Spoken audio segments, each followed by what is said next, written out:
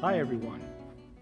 Have you ever read the scriptures and come to a passage or a personage that perhaps you felt you wanted to know more about, but the Gospels or the epistles or the Acts were curiously silent about that? Well, I know I have. And one of these involves the very strange sort of insertion into the Gospel of Matthew about the wife of Pontius Pilate. Now, of course, we know that when Pilate was in the midst of trying to decide what he was going to do with our Lord Jesus Christ, that she came and spoke to him and said, "Have nothing to do with that man," meaning Jesus, "because today I have suffered much because of him in a dream." And that's it. Obviously, her husband ignored what she said and went ahead anyway. But you still wonder, is there a deeper significance to this? Who was this woman? Or was the dream sent to her by the Lord? And if so, why was it ineffectual? Because he went on anyway. Well, as it turns out, although the information is very, very scarce, the church does know this woman. And it knows her by the name of Procla.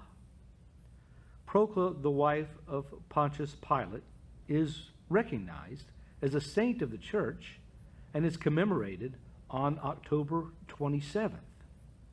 We don't know a whole lot about her, and there are some curious mentions of her in some very questionable places. For instance, in the Gospel of Nicodemus, the Acts of Pilate, include mention of her. There are supposed letters of Pilate, one to Herod.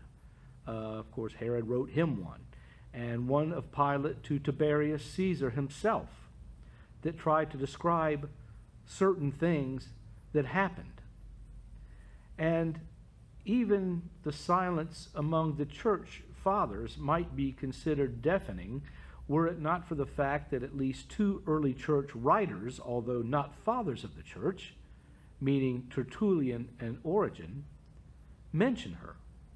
Tertullian speaks of her as well as of Pilate and sort of indicates that both of them converted to Christianity.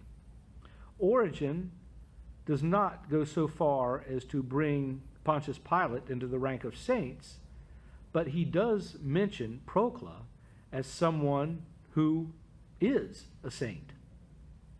And so it's a very sort of strange thing that we encounter here because it involves apocryphal literature, questionable sources, Gnostic Gospels, all this sort of thing that the church does not recognize, at least not in their entirety.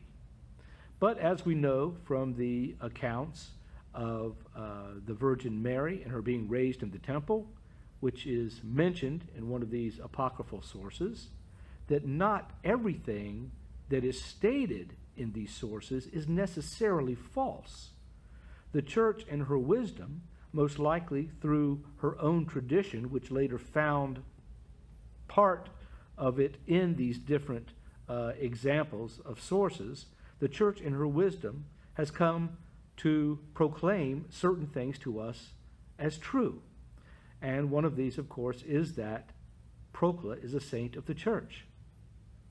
Now, we can't always be so sure of everything that comes from these sources, but yet there's enough testimony there and enough in the Christian tradition to give us this much at least. And that does satisfy us somewhat, because we always wonder, what was she thinking after this dream? What had happened? Well, according to some of these sources, she actually went with the centurion that we talked about last week, Longinus, that she went and saw our Lord Jesus Christ after he had risen from the dead and was witness to many, many of these miracles and the saints coming up from the dead and everything else that was mentioned in the Gospels of Matthew and Mark as having occurred after the Lord's resurrection.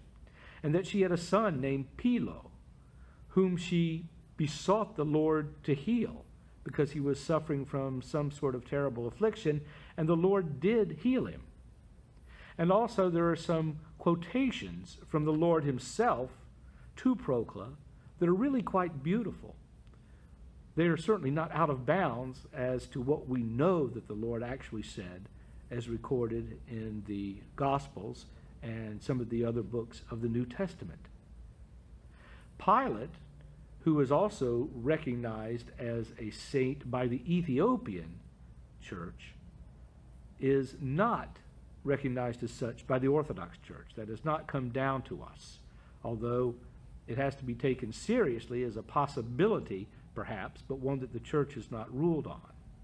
But Procla herself, and as she's known as Claudia Procula in another source, which is the supposed letter that she had written describing exactly what had happened to her that turned up in about 1929, but yet is still of questionable provenance. It still sort of supports the idea that is floating through tradition that she indeed was a convert to Christianity and did end up following the Lord. Now, there are many other instances in the Menologian, the collection of all the services of the lives of the saints of the Orthodox Church.